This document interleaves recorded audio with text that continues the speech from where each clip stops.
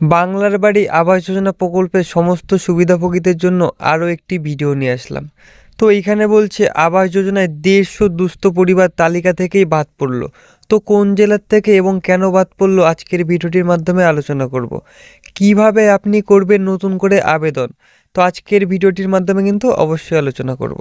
তো আজকের ভিডিওটির মাধ্যমে যে বিষয়ে আলোচনা করব তার মধ্যে প্রথমে রয়েছে সংশ্লিষ্ট গ্রামের চিত্র, আবাস যোজনার তালিকায় অসঙ্গতি, নতুন সার্ভের ঘোষণা, কিভাবে আবাস যোজনা প্রকল্পে আবেদন করবেন আপনি, অফলাইনে আবেদন পদ্ধতি কী, দরখাস্তের সঙ্গে প্রয়োজনীয় ডকুমেন্ট কী কী লাগবে, স্ট্যাটাস কিভাবে চেক করবেন বাংলার বাড়ি আবাস যোজনা প্রকল্পের, বাংলার বাড়ি আবাস যোজনার শর্তাবলী কী, আবেদন জমার পর বাড়ি পাওয়ার প্রক্রিয়ায় বা কী।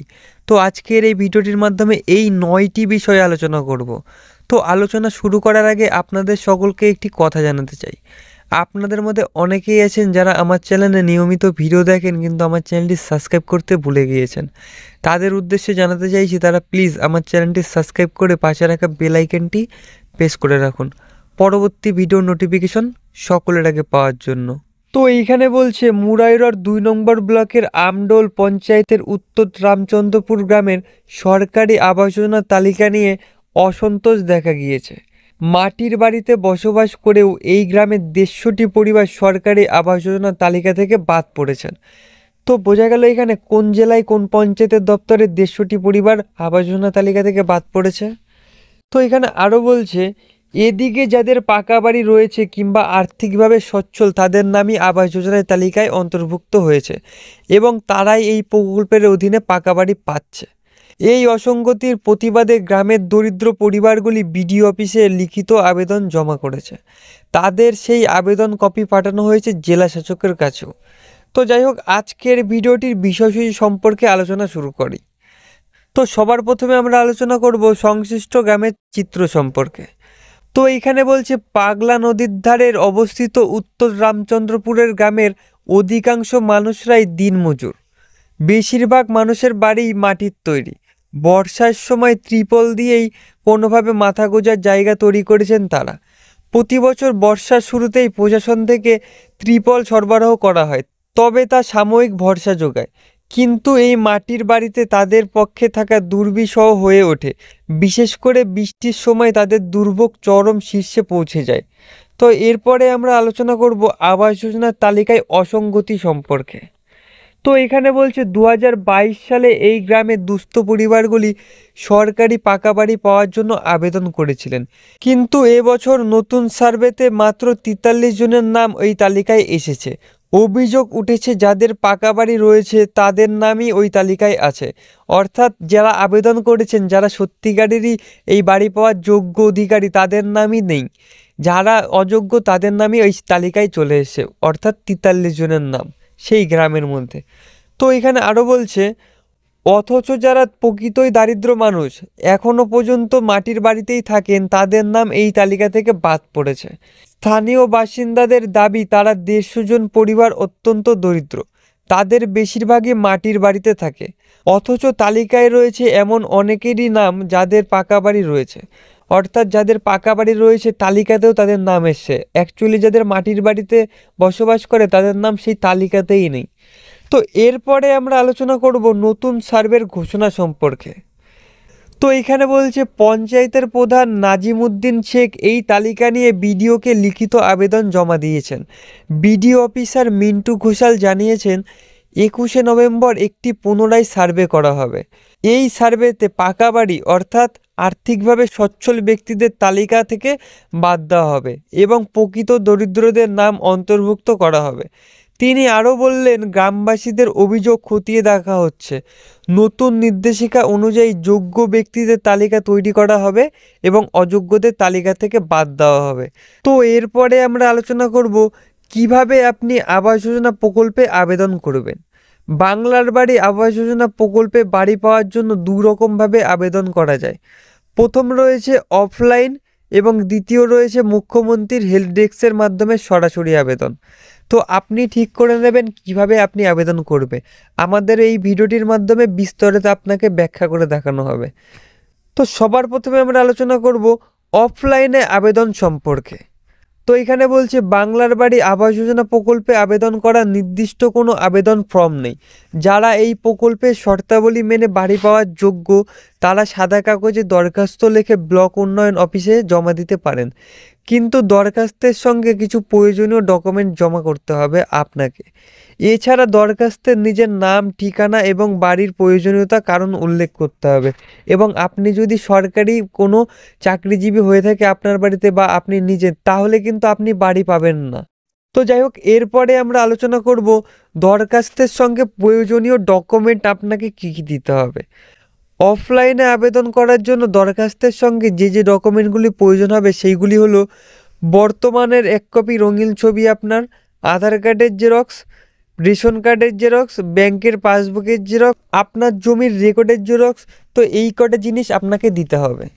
তো যাই হোক, এরপরে আমরা আলোচনা করব মুখ্যমন্ত্রীর হেল্প ডেস্কে সরাসরি আবেদন পদ্ধতি সম্পর্কে। আপনি অফলাইনের মাধ্যমে আবেদন করতে চান না, তাহলে সপ্তাহে সোমবার থেকে শনিবার সকাল 9টা থেকে সন্ধ্যা 6টা পর্যন্ত সরাসরি মুখ্যমন্ত্রীর হেল্প ডেস্কে ফোন করে আবেদন করতে পারেন। তো আপনার মনে এখন প্রশ্ন আসছে, মুখ্যমন্ত্রীর হেল্প ডেস্কের নাম্বারটি কোথায় পাবো? ধৈর্য ধরুন, আজকের এই ভিডিওটির মাধ্যমে আপনাদেরকে মুখ্যমন্ত্রীর হেল্প ডেস্কের নাম্বার দিয়ে দেওয়া হবে। তো আপনারা সবাই খাতা কলমে নোট করে নিন, আমি নাম্বারটি বলছি। 91 37 09 13 70। নাম্বারটি আবার বলছি, 91 37 09 13 70। নাম্বারটি আপনি খাতায় নোট করে রাখো, আমি ডেসক্রিপশন বক্সেও দিয়ে দেবো। তো এখানে বলছে এই নাম্বারে ফোন করে আবেদনের সমস্ত তথ্য প্রদান করতে হবে এবং আপনি যদি যোগ্য হন তাহলে আপনাকে এই প্রকল্পের আওতায় নিয়ে এসে সুবিধা প্রদান করা হবে। তো এরপরে আমরা জেনে নেব বাংলার বাড়ি আবাস যোজনা প্রকল্পে আপনি কিভাবে স্ট্যাটাস চেক করবেন। তো এখানে বলছে পশ্চিমবঙ্গে আবাস যোজনা প্রকল্পের স্ট্যাটাস চেক করার জন্য নিম্নলিখিত ধাপগুলি আপনাকে অনুসরণ করতে হবে। তো সেইগুলির মধ্যে সর্বপ্রথমে বাংলার বাড়ি আবাস যোজনার অফিসিয়াল ওয়েবসাইটে যেতে হবে আপনাকে। এরপরে নাও ইওর গ্রিভেন্স স্ট্যাটাস অপশানে ক্লিক করতে হবে। এরপরে নিজের মোবাইল নাম্বার দিয়ে স্ট্যাটাস চেক করতে হবে আপনাকে। তো এরপরে আমরা আলোচনা করব বাংলার বাড়ি আবাস যোজনা প্রকল্পের শর্তাবলী সম্পর্কে। বাংলার বাড়ি আবাস যোজনা প্রকল্পের অন্তর্ভুক্ত হতে গেলে কিছু শর্ত আপনাকে পূরণ করতে হবে। সেইগুলি হলো, পরিবারের যদি কোনো অকৃষি প্রতিষ্ঠান থাকে তাহলে সেই পরিবার এই প্রকল্পের অন্তর্ভুক্ত হতে পারবেন না। পরিবারের কোনো সদস্য মাসিক আয় 15,000 টাকার বেশি হওয়া যাবে না। পরিবারের আয়কর প্রদান করলে আবাস যোজনা প্রকল্পের ঘর পাবেন না।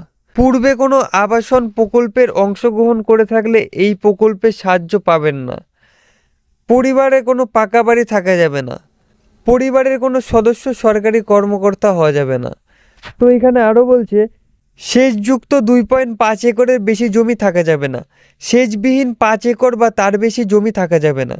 পরিবারের কোনো মোটর চালিত গাড়ি বা কৃষিকাজে ব্যবহৃত হয় এমন গাড়ি থাকলে এই প্রকল্পের সহায়তা পাবেন না সেই ব্যক্তি। পরিবারে 3-4 চাকার গাড়ি থাকা যাবে না। পরিবারের কেউ ইনকাম ট্যাক্স প্রদান করলে এই প্রকল্পের অন্তর্ভুক্ত হতে পারবেন না। তো বোঝা গেল এখানে কোন কোন শর্ত আপনাকে মানতে হবে। তো এরপরে আমরা আলোচনা করব আবেদন জমার পর বাড়ি পাওয়ার প্রক্রিয়া কী। তো এখানে বলছে যখন আপনি অফলাইন বা সরাসরি মুখ্যমন্ত্রীর হেল্প ডেস্কের মাধ্যমে আবেদন প্রক্রিয়া সম্পূর্ণ করবেন, তখন সংশ্লিষ্ট পঞ্চায়েতের বা ব্লকের অধিকারকরা আপনার বাড়িতে এসে সার্ভে করবে। যদি আপনি আবেদন শর্ত অনুযায়ী উপযুক্ত হন তাহলে আপনার নাম পরবর্তী সার্ভে তালিকায় অন্তর্ভুক্ত করা হবে। তো আপনাদের বাড়িতে সার্ভে হয়েছে কিনা কমেন্ট করে জানাতে পারো কিন্তু। তো এখানে বলছে বর্তমানে সার্ভে প্রক্রিয়া চলছে, তাতে নতুন করে নাম অন্তর্ভুক্ত করা হচ্ছে না। আগে থেকে তালিকায়ভুক্ত যারা রয়েছে তাদেরকেই যাচাই করা হচ্ছে। নতুন আবেদনকারীদের জন্য ভবিষ্যতে নতুন করে সার্ভে হবে, তখন তাদের বাড়িতে সরাসরি যাচাই করা হবে। যাচাই প্রক্রিয়া সম্পূর্ণ হলে আবেদনকারীকে যোগ্য হিসেবে নির্বাচন করা হবে এবং তাদের তালিকা অন্তর্ভুক্ত করা হবে বাড়ি পাওয়ার জন্য ও সরাসরি টাকা তাদের ব্যাংকের অ্যাকাউন্টে দিয়ে দেওয়া হবে। তো আজকের ভিডিওটির মাধ্যমে যে যে বিষয়ে আলোচনা করলাম তার মধ্যে সবার প্রথমে রয়েছে সংশ্লিষ্ট গ্রামের চিত্র সম্পর্কে, আবাস যোজনার তালিকার অসঙ্গতি সম্পর্কে, নতুন সার্ভের ঘোষণা কী সে সম্পর্কে আলোচনা করলাম, কিভাবে আবাস যোজনা প্রকল্পে আবেদন করবেন আপনি সেটা সম্পর্কে আলোচনা করলাম, অফলাইনে আবেদন পদ্ধতি কী সেটাও জানলাম, মুখ্যমন্ত্রীর সরাসরি হেল্প ডেস্ক নাম্বারটিও কিন্তু জানলাম। স্ট্যাটাস কিভাবে আপনি চেক করবেন বাংলার বাড়ি আবাস যোজনা প্রকল্পে সেটাও জানলাম। আবাস যোজনা শর্তাবলী কি, আবেদন জমা করার পর বাড়ি পাওয়ার প্রক্রিয়াই বা কী। তো আজকের ভিডিওটির মাধ্যমে এত কিছু জেনে নিলাম। তো যাই হোক, আজকের ভিডিওটি এখানেই শেষ করছি। আপনাদের সকলকে অসংখ্য ধন্যবাদ জানাচ্ছি ভিডিওটি এতক্ষণ ধরে মনোযোগ সহকারে শেষ পর্যন্ত দেখার জন্য।